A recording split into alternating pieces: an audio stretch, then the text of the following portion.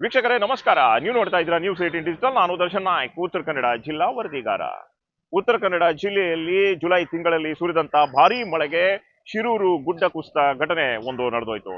ಉತ್ತರ ಕನ್ನಡ ಜಿಲ್ಲೆಯ ಮಟ್ಟಿಗೆ ಇದು ದೊಡ್ಡ ಘನಘೋರ ಘಟನೆಯಾಗಿತ್ತು. ಈ ಘಟನೆಯನ್ನ ಇದುವರೆಗೂ ಸಹಿತ ಉತ್ತರ ಕನ್ನಡ ಜಿಲ್ಲೆಯ ಜನರು ಮರೆತಿಲ್ಲ.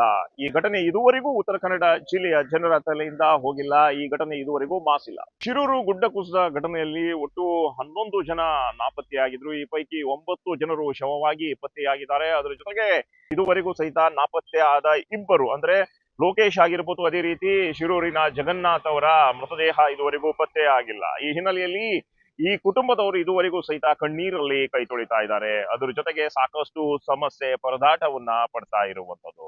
ಇದು ಒಂದು ಭಾಗವಾದ್ರೆ, ಶಿರೂರು ಗುಡ್ಡ ಕುಸಿತ ಘಟನೆಯ ಜಾಗ ಈಗ ಹೇಗಿದೆ, ಅದ್ರ ಜೊತೆಗೆ ಈ ಘಟನೆಯ ಜಾಗವನ್ನ ನೋಡಲು ಈ ಪ್ರವಾಸಿಗರು ಬಂದು ಯಾಕೆ ವೀಕ್ಷಣೆಯನ್ನ ಮಾಡ್ತಾ ಇದ್ದಾರೆ, ಅದ್ರ ಜೊತೆಗೆ ಗಂಗಾವಳಿ ನದಿಯ ಮಧ್ಯದಲ್ಲಿ ಮಣ್ಣಿನ ರಾಶಿ ಯಾವ ಹಂತದಲ್ಲಿ ಬಿದ್ದಿದೆ, ಅದರ ಜೊತೆಗೆ ಗಂಗಾವಳಿ ನದಿ ಮಧ್ಯದಲ್ಲಿ ಈ ಮಣ್ಣಿನ ರಾಶಿ ಬಿದ್ದು ಐಲ್ಯಾಂಡ್ ರೂಪ ಹೇಗೆ ನಿರ್ಮಾಣವಾಗಿದೆ ಎನ್ನುವಂತಹ ಬಗ್ಗೆ ಈಗ ವಿವರವಾದಂತಹ ಒಂದು ಮಾಹಿತಿಯನ್ನು ನಾವು ನಿಮ್ಗೆ ಕೊಡ್ತಾ ಹೋಗ್ತೀವಿ, ಕೇಳಿ. ವೀಕ್ಷಕರೇ, ಉತ್ತರ ಕನ್ನಡ ಜಿಲ್ಲೆಯ ಅಂಕೋಲ ತಾಲೂಕಿನ ಶಿರೂರು ಗುಡ್ಡ ಕುಸಿದ ಘಟನೆ ನಡೆದಿದ್ದು ಜುಲೈ 16ನೇ ತಾರೀಕು. ಈ ಜುಲೈ 16ನೇ ತಾರೀಕಿಗೆ ಈ ದೊಡ್ಡ ಘನಘೋರ ಘಟನೆ ನಡೆದು ಹೋಯಿತು. ಗುಡ್ಡದ ಮೇಲಿಂದ ಬಂದಂತ ರಾಶಿ ಮಣ್ಣು ರಾಷ್ಟ್ರೀಯ ಹೆದ್ದಾರಿಯನ್ನ ದಾಟಿ ಗಂಗಾವಳಿ ನದಿ ಮಧ್ಯದಲ್ಲಿ ಶೇಖರಣೆ ಆಯಿತು. ಒಂದು ಐಲ್ಯಾಂಡ್ ರೂಪದಲ್ಲಿ ಈ ಗುಡ್ಡದ ಮಣ್ಣು ಶೇಖರಣೆ ಆಯಿತು. ಇದುವರೆಗೂ ಸಹಿತ ಈ ಭಯಾನಕವಾದಂತ ಒಂದು ದೃಶ್ಯ ಹಾಗೆ ಇದೆ, ಕಣ್ಣ ಮುಂದೆ ಇದೆ. ಅದರ ಜೊತೆಗೆ ಇಲ್ಲಿ ಲಕ್ಷ್ಮಣ್ ಕುಟುಂಬ ಸಹಿತ ಒಂದು ಹೋಟೆಲ್ ಅನ್ನ ನಡೆಸ್ತಾ ಇದ್ರು. ಅವರು ಸಹಿತ ಏನು ಕೊಚ್ಚಿ ಹೋಗಿದ್ದು ಅವರು ಶವವಾಗಿ ಪತ್ತೆ ಆಗಿರುವಂತದ್ದು ಈಗ ಇತಿಹಾಸ. ಇದು ಒಂದು ಭಾಗ.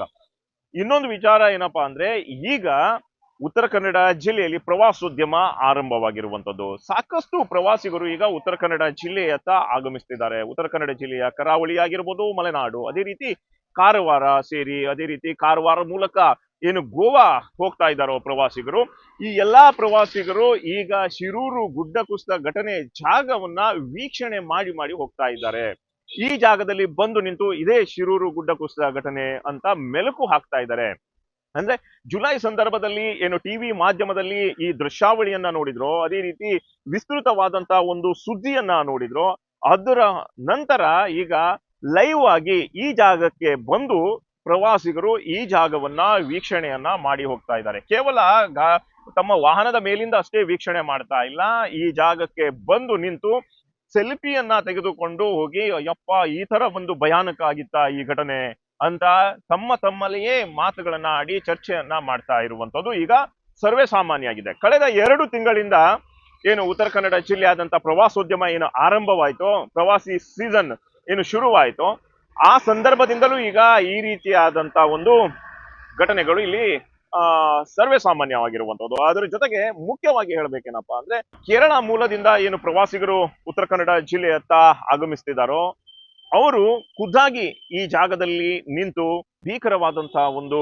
ಘಟನೆಯನ್ನ ನೋಡಿ ಹೋಗ್ತಾ ಇದ್ದಾರೆ. ಹಾಗಾದ್ರೆ ಕೇರಳದಿಂದ ಬಂದಂತ ಪ್ರವಾಸಿಗರು ಈ ಶಿರೂರು ಗುಡ್ಡ ಕುಸಿದ ಜಾಗದಲ್ಲಿ ಬಂದು ಈ ಭಯಾನಕವಾದಂತ ಈ ಭೀಕರತೆಯ ದೃಶ್ಯ ನೋಡಲು ಕಾರಣ ಏನಪ್ಪಾ ಅಂದ್ರೆ, ಕೇರಳ ಮೂಲದ ಲಾರಿಯ ಚಾಲಕ ಅರ್ಜುನ್ ಮತ್ತು ಲಾರಿ ಈ ಗಂಗಾವಳಿ ನದಿ ಮಧ್ಯದಲ್ಲಿ ಹುಗಿದು ಬಿದ್ದಿತ್ತು. 90 ದಿನಗಳ ಬಳಿಕ, ಅಂದ್ರೆ ಘಟನೆ ನಡೆದ 90 ದಿನಗಳ ಬಳಿಕ ಈ ಲಾರಿಯನ್ನ ಮೇಲೆತ್ತಲಾಯಿತು. ಮತ್ತೆ ಆ ಲಾರಿಯಲ್ಲಿ ಅರ್ಜುನ್ನ ಶವವಿತ್ತು. ಈ ಹಿನ್ನೆಲೆಯಲ್ಲಿ ಈ ಸಂದರ್ಭದಲ್ಲಿ ಅಂದ್ರೆ ಜುಲೈದಿಂದ ಒಂದು 3 ತಿಂಗಳ ಕಾಲ ಆ ಕಾರ್ಯಾಚರಣೆ ಏನ್ ನಡೀತಾ ಇತ್ತೋ ಆ ಸಂದರ್ಭದಲ್ಲಿ ರಾಜ್ಯಾದ್ಯಂತ ಇದು ಭಾರಿ ಸದ್ದು ಮಾಡಿತು. ಅರ್ಜುನ್ಗಾಗಿ ಲಕ್ಷಾಂತರ ಜನರು ಪ್ರಾರ್ಥನೆಯನ್ನ ಮಾಡಿದ್ರು, ಜೀವಂತವಾಗಿ ಬಾ ಎಂದು ಪ್ರಾರ್ಥಿಸಿದ್ರು. ಅದ್ರ ಜೊತೆಗೆ ಕೇವಲ ಕರ್ನಾಟಕ ಅಷ್ಟೇ ಅಲ್ಲದೆ ಕೇರಳದಲ್ಲಿ ಪ್ರತಿಯೊಬ್ಬರೂ ಕೂಡ ಅರ್ಜುನ್ ಜೀವಂತವಾಗಿ ಬರ್ಲಿ ಅಂತೂ ಪ್ರಾರ್ಥನೆಯನ್ನ ಮಾಡಿದ್ರು. ಈ ಹಿನ್ನೆಲೆಯಲ್ಲಿ ಈಗ ಕೇರಳದಿಂದ ಬರುವಂತ ಸಾಕಷ್ಟು ಪ್ರವಾಸಿಗರು ಈಗ ಈ ಜಾಗದಲ್ಲಿ ನಿಂತು, ಇದೇ ನೋಡಿ ನಮ್ಮ ಕೇರಳದ ಅರ್ಜುನ್ ಏನು ಮೃತವಾಗಿರುವಂತಹ ಒಂದು ಜಾಗ, ಇದೇ ನೋಡಿ ಇದೇ ಜಾಗದಲ್ಲಿ ಅರ್ಜುನ್ನ ಮೃತದೇಹ ಸಿಕ್ಕಿತು, ಇದೇ ಜಾಗದಲ್ಲಿ ಕೇರಳ ಮೂಲದ ಭಾರತ್ ಬೆಂಜ್ ಲಾರಿ ಸಿಕ್ಕಿತು. ಹೀಗೆ ಬಂದು ಕೇರಳ ಮೂಲದ ಪ್ರವಾಸಿಗರು ಬಂದು ಈ ಜಾಗದಲ್ಲಿ ಈಗ ಮಾತನಾಡ್ಕೊಳ್ತಾ ಇರುವಂತದ್ದು ಸರ್ವೇ ಸಾಮಾನ್ಯವಾಗಿಬಿಟ್ಟಿದೆ. ನಾನು ಗೋವಾಗೆ ಬರ್ತಾ ಇರ್ಬೇಕಾದ್ರೆ ನಮ್ದು ಕೇರಳದ ಅರ್ಜುನ್ ಅಂತೇಳಿ ಲಾರಿ ಇಲ್ಲಿ ಆಕ್ಸಿಡೆಂಟ್ ಆಯ್ತು. ಆಕ್ಸಿಡೆಂಟ್ ಆಗಿದ್ದು ಅವರು ನಿಲ್ಸಿದ್ದ ಲಾರಿ ಭೂ ಕುಸಿತದಿಂದ ನಿದ್ರೆ ಮಾಡ್ತಾ ಇದ್ದವರು ಎರಡ್ ಮೂರು ದಿನ ಕುಸಿತು ಅವರು ನೀರಲ್ಲಿದ್ರು. ಆಮೇಲೆ ಅವ್ರ ಬಾಡಿ ಸಿಕ್ಕಿದ್ದು 90 ದಿನಗಳ ನಂತರ. ಇದೊಂದು ಭಯಾನಕವಾದ ಪ್ರದೇಶವಾಗಿ ಹೆದರಿಕೆ ಆಗ್ತದೆ. ಇದ್ರಲ್ಲಿ ನೋಡಿ ಮಣ್ಣೆಲ್ಲ ಈಗಲೂ ನದಿಯಲ್ಲಿ ನಿಂತಿರೋದ್ರಿಂದ ಇನ್ನು ಬರುವ ಇದರಲ್ಲಿ ಮಳೆಗಾಲದಲ್ಲಿ ಭಾರಿ ತೊಂದರೆ ಆಗ್ಬೋದು. ಫಸ್ಟ್ ಟೈಮ್ ಬಂದಿರೋದು. ನಾವು ಟಿವಿಯಲ್ಲಿ ಸ್ಥಿರ ನೋಡ್ತಾ ಇದೀವಿ ಎಲ್ಲ ಚಾನೆಲ್ಗಳಲ್ಲಿ, ನಿಮ್ದು ಎಲ್ಲ ನ್ಯೂಸ್ ಚಾನೆಲ್, ನ್ಯೂಸ್ 18 ಈ ತರ ಎಲ್ಲಾ ಚಾನೆಲ್ಗಳಲ್ಲಿ ನೋಡ್ತಾ ಇದೀವಿ. So ಈಗ ಪ್ರವಾಸಕ್ಕೆ ಬಂದಾಗ ನಾವು ತಿರುವರು ಈ ಪ್ಲೇಸ್ ಅನ್ನು ನೋಡಿ ಬಾರಿ ಒಂಥರ ಭಯ ಉಟ್ಕೊಳ್ತಾ ಈಗ್ಲೂ. ಕರ್ನಾಟಕಕ್ಕೆ ಪ್ರವಾಸ ಹೋಗಿದ್ದು. ಅಲ್ಲಿಂದ ಜೋಗ ಫಾಲ್ಸ್ ನೋಡ್ಕೊಂಡು ಗೋವಾ ಸೈಡ್ ಹೋಗೋಣ ಅಂತ ಇದ್ದು. ಅಂದ್ರೆ ಚಿರೂರು ಗುಡ್ಡ ಕುಸಿತ ಅಂತ ನ್ಯೂಸ್ ಬಂದಿತ್ತು ಜುಲೈ ತಿಂಗಳಲ್ಲಿ. ಟಿವಿ ನೋಡ್ತಿದ್ವಿ ನಾವು ಗುಡ್ಡ ಕುಸಿತ ಅಂತ. ಆದ್ರೆ ಅವಾಗ ನೋಡಿದ್ದು ಸ್ವಲ್ಪ ವ್ಯತ್ಯಾಸ ಇತ್ತು. ಅವಾಗ್ಲೂ ಇವಾಗ ನಮ್ಗೆ ನೋಡಕ್ಕೆ ಭಯಾನಕ ಆಗಿತ್ತು ಟಿವಿಲಿ. ಆದ್ರೆ ಈ ಕಡೆ ಈ ಸೈಡ್ ಇಂದ ಹೋಗ್ತಿದ್ವಲ್ಲ ಅಂತ ನೋಡ್ಲಿ ಅಂತ ಟೂರಿಸ್ಟ್ ಪ್ಲೇಸ್ ಆಗ್ಬಿಟ್ಟಿದೆ ಇವಾಗ. ಮೊದಲೆಲ್ಲ ಏನೂ ಇತ್ತಿಲ್ಲ. ಇವಾಗ ಕುಸಿತ ಆದಾಗಿಂದ ಟೂರಿಸ್ಟ್ ಪ್ಲೇಸ್ ಆಗ್ಬಿಟ್ಟಿದೆ ಅದು. ಎಲ್ಲ ಬಂದು ನೋಡ್ಕೊಂಡು ಹೋಗ್ತಿದ್ದಾರೆ. ಆದ್ರೆ ನಮಗೆ ಅಲ್ಲಿ ನೋಡೋದಕ್ಕೂ ಇಲ್ಲಿ ನೋಡೋದು ತುಂಬಾ ಭಯಾನಕ ಇರುತ್ತೆ. ಆದ್ರೆ ಇಲ್ಲಿ ಜನಗಳು ಯಾವ ರೀತಿ ಇರ್ತಾರೆ ನಮಗೆ ಗೊತ್ತಾಗಿರಲ್ಲ ಅತ್ತಾಗಿ. ಮೊದ್ಲು ಚೆನ್ನಾಗಿತ್ತು. ಆದ್ರೆ ಆ ಕುಸಿತ ಟೆಂಪಲ್ ಇಲ್ಲಿ ಯಾವ ಅಂಗಡಿಗಳಿದ್ದೋ ಏನೇನಿತ್ತು ಅಂತ ಯಾರು ಗೊತ್ತಿರಲಿಲ್ಲ ಅತ್ತಿಗೆ. ಅವ್ರಿಗೆ ಏನಾಯ್ತು ಯಾರಿದು ಅಂತ ಇವಾಗ ಫುಲ್ ನೋಡ್ತಾ ಇದ್ರೆ ನಮ್ಗೆ ಭಯಾನಕ ಆಗುತ್ತೆ. ಹೆಂಗಿರೋದು ನೋಡಿದ್ದೆ ನಾವು ಟಿವಿ ನೋಡಿದ್ರೆ ಅದು ಡೈರೆಕ್ಟ್ ನೋಡಿತಿಲ್ಲ ಮಾತ್ರ. ಟಿವಿ ನೋಡಿದ್ರೆ ಡೈರೆಕ್ಟ್ ನೋಡಿತಿಲ್ಲ. ಇವಾಗ ಡೈರೆಕ್ಟ್ ನೋಡ್ತಾ ಇದ್ದೀವಿ. ಅದು ತುಂಬಾ ಭಯಾನಕ ಆಗುತ್ತೆ. ಗುಡ್ಡ ಕುಸಿತ ಉತ್ತರ ಕನ್ನಡದಲ್ಲಿ ತುಂಬಾ ಮಳೆ ಇದೆ ಅಂತ ಬರ್ತಿದ್ವು. ಮಳೆ ಅಬ್ಬರ ತುಂಬಾ ಇದೆ ಅಂತ ಇತ್ತು. ಆದ್ರೆ ಈ ಮಟ್ಟಿಗೆ ಆಗಿದೆ ಅಂತ ಗೊತ್ತಿಲ್ಲ ಅಷ್ಟಾಗಿ. ಇಲ್ಲಿ ಆ ಘಟನೆಯನ್ನ ಅಂದ್ರೆ 3 ತಿಂಗಳ ಹಿಂದೆ ಏನು ಘಟನೆ ನಡೆದಿತ್ತೋ, ಶಿರೂರು ಗುಡ್ಡ ಕುಸಿತ ಘಟನೆ ಏನು ನಡೆದಿತ್ತೋ, ಆ ಸಂದರ್ಭದಲ್ಲಿ ಟಿವಿ ಮೂಲಕ ಈ ಘಟನೆಯನ್ನ ನೋಡಿದಂತ ಕೇರಳ ಮೂಲದ ಪ್ರವಾಸಿಗರು ಈಗ ಈ ಜಾಗಕ್ಕೆ ಬಂದು ಈ ಭೀಕರತೆಯ ದೃಶ್ಯವನ್ನ ಈಗ ವೀಕ್ಷಣೆಯನ್ನ ಮಾಡ್ತಾ ಇದ್ದಾರೆ. ಬರುವಂತ ಪ್ರತಿಯೊಬ್ಬ ಕೇರಳ ಮೂಲದ ಪ್ರವಾಸಿಗರು ಶಿರೂರು ಗುಡ್ಡ ಕುಸಿತ ಜಾಗದಲ್ಲಿ ನಿಂತು ತಮ್ಮ ವಾಹನವನ್ನ ಆಚೆ ಈಚೆ ಪಾರ್ಕ್ ಮಾಡಿ ಈ ಘಟನಾ ಸ್ಥಳದಲ್ಲಿ ಸೆಲ್ಫಿಯನ್ನ ಕ್ಲಿಕ್ಕಿಸಿದರ ಮೂಲಕ ಇದೇ ಜಾಗ ಅರ್ಜುನ್ ಮೃತವಾದಂತಹ ಜಾಗ ಇದೆ ಎಂದು ಗುರುತಿಸ್ಕೊಳ್ತಾ ಇದ್ದಾರೆ. ಅದ್ರ ಜೊತೆಗೆ ಈ ಭೀಕರತೆಯ ದೃಶ್ಯವನ್ನ ಇವತ್ತು ವೀಕ್ಷಣೆಯನ್ನ ಮಾಡ್ತಾ ಇರುವಂತದ್ದು.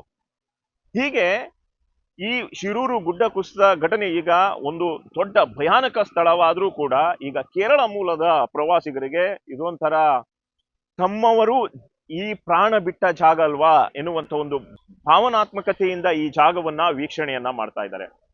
ಈಗಾಗಲೇ ಆಚೆ ಈಚೆ ಗುಡ್ಡದ ಮಣ್ಣನ್ನ ತೆರವು ಮಾಡುವಂತ ಕೆಲಸ ಇನ್ನೂ ಬಾಕಿ ಇದೆ. ಇದು ಯಾವಾಗ ತೆರವು ಮಾಡ್ತಾರೆ ಎನ್ನುವಂಥದ್ದು ಕಾದು ನೋಡಬೇಕಾಗಿದೆ. ಆದ್ರೆ ಇದುವರೆಗೂ ಸಹಿತ ಈ ಘಟನೆ ನಡೆದು ಈಗಾಗಲೇ 6 ತಿಂಗಳುಗಳ ಕಾಲ ಕಳೀತಾ ಬಂತು. ಇದುವರೆಗೂ ಸಹಿತ ಈ ಜಾಗ ತುಂಬಾ ಭೀಕರತೆಯಿಂದ ಕೂಡಿದೆ. ಅದೇ ರೀತಿ ಅಷ್ಟೇ ಭಯದ ವಾತಾವರಣ ಇಲ್ಲಿ ಹುಟ್ಟಿಸ್ತಾ ಇದೆ.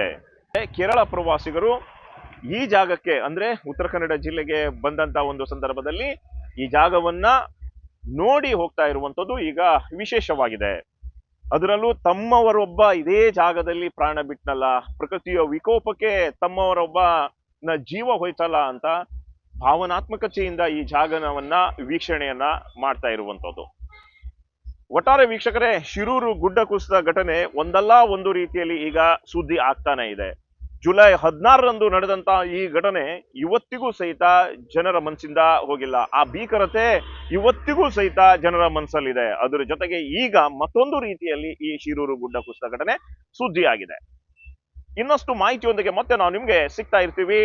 ಅಲ್ಲಿ ತನಕ ನೋಡ್ತಾ ಇರಿ ನ್ಯೂಸ್ 18.